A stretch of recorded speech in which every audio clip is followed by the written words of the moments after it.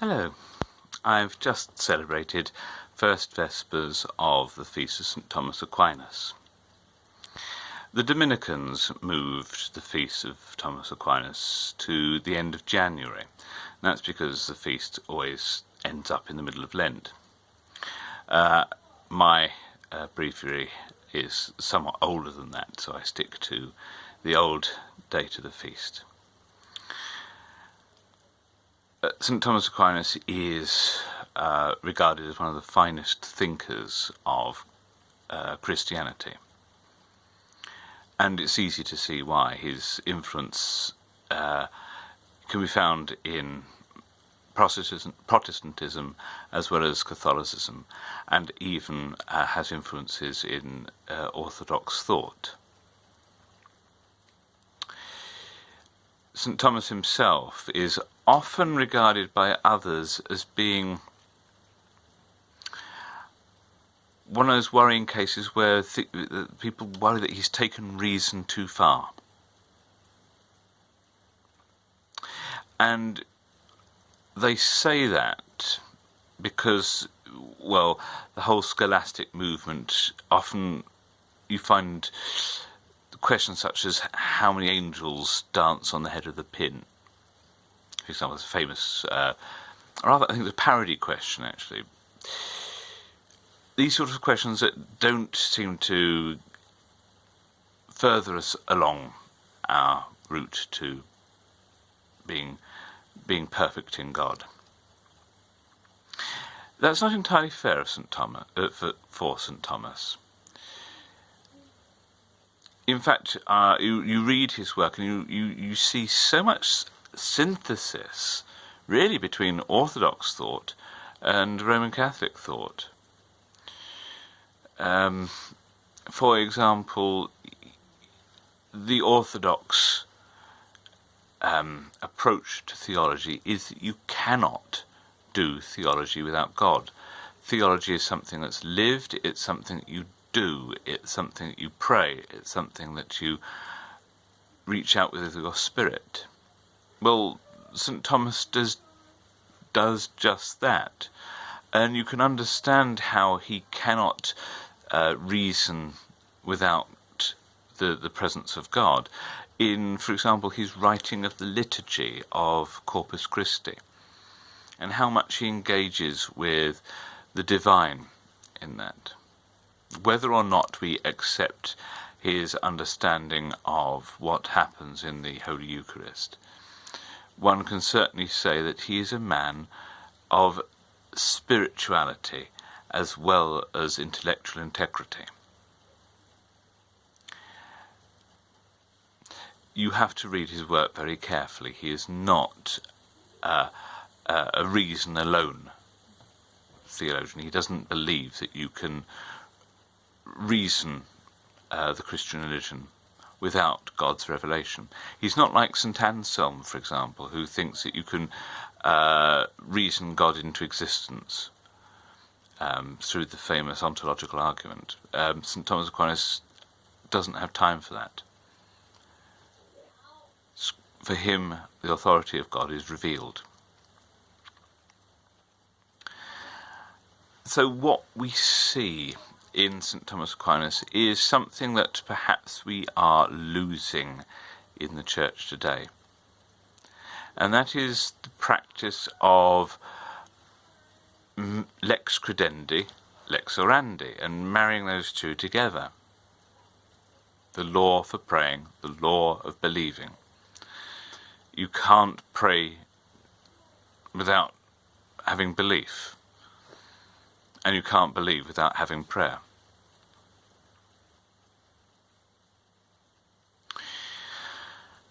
It's fundamental importance to St. Thomas that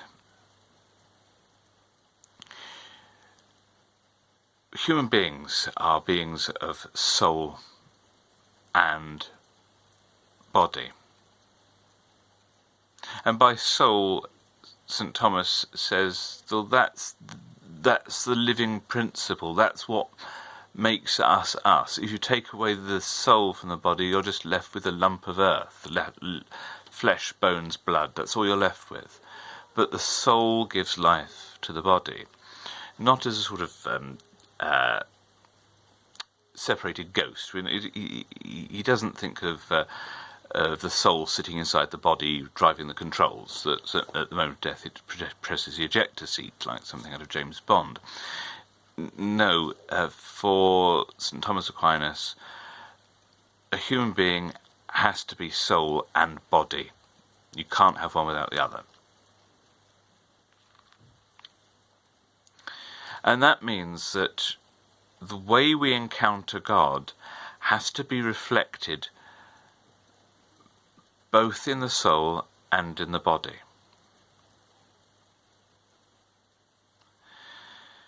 And that's why we have the sacraments, for example, because sacraments give a physical manifestation of what's happening spiritually, very much along the lines of St. Augustine's idea of outward sign of invisible grace.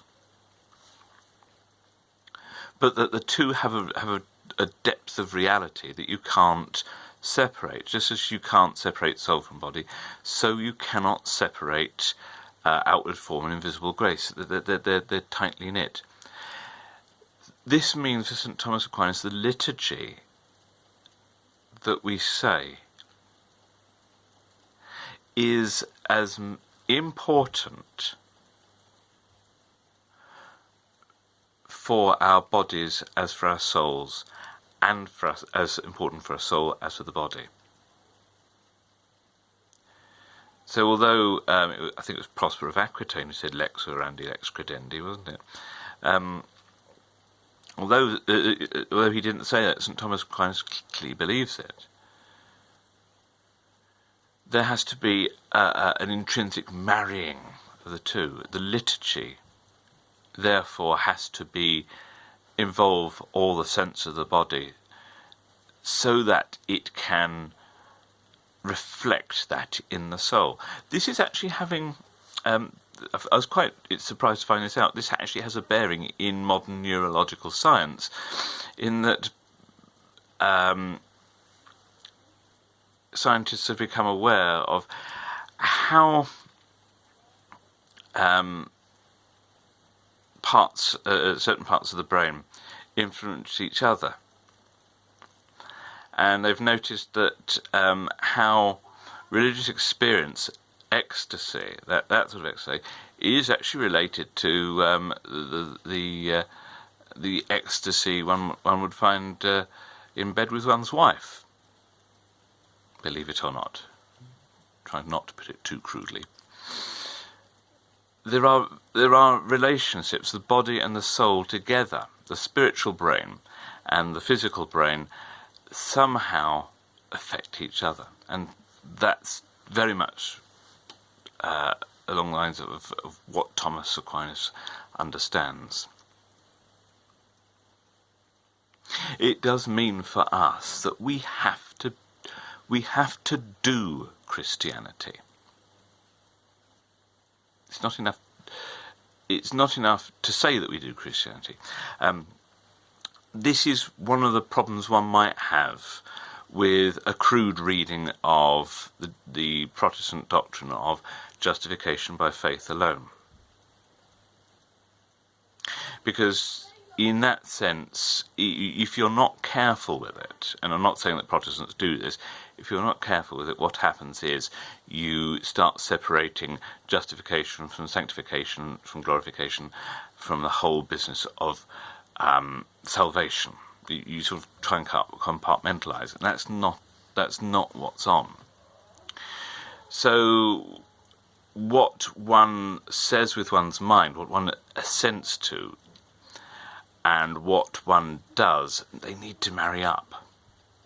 And so to have justification by faith alone, there we go into St. James's famous quote, where we are not justified by faith alone, he says, quite categorically.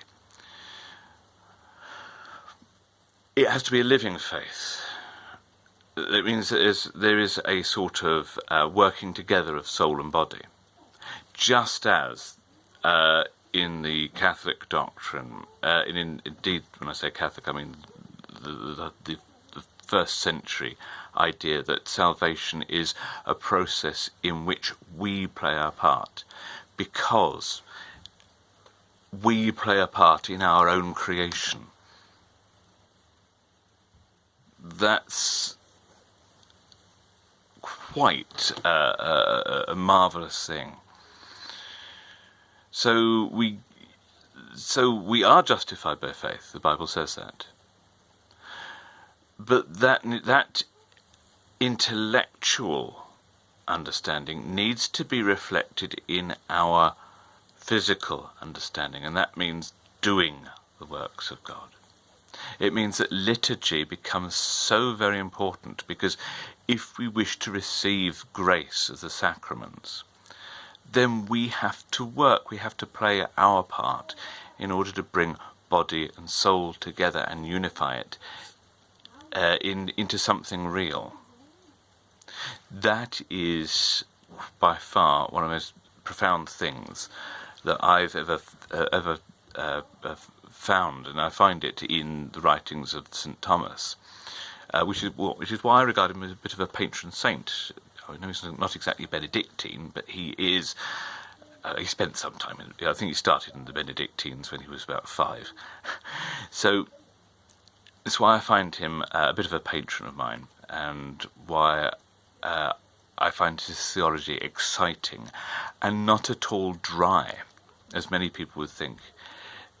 One can worry about how many angels dance on the head of the pin, but when you read the beauty of how St. Thomas expresses what he believes in God,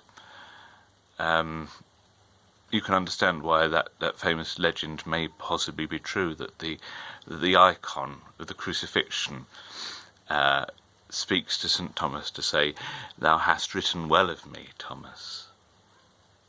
What is it that thou wilt?" And Thomas, of course, replies, "Nothing else but thee, O Lord." And it's there, always has been. So God bless you. God bless you, that if you are struggling to keep your body and soul together, that you're focusing on too much on one, not enough on the other, God bless you that you may find that balance, that one may form the other. God bless you if you are struggling to understand something hard, that you may see, just like St. Thomas did with the idea of prayer and fasting, to help you to understand and take into yourself the glorious truth of God. And God bless you that together with St. Thomas Aquinas we may gaze at the face of God and know that we are truly, truly loved. God bless you, and please pray for me.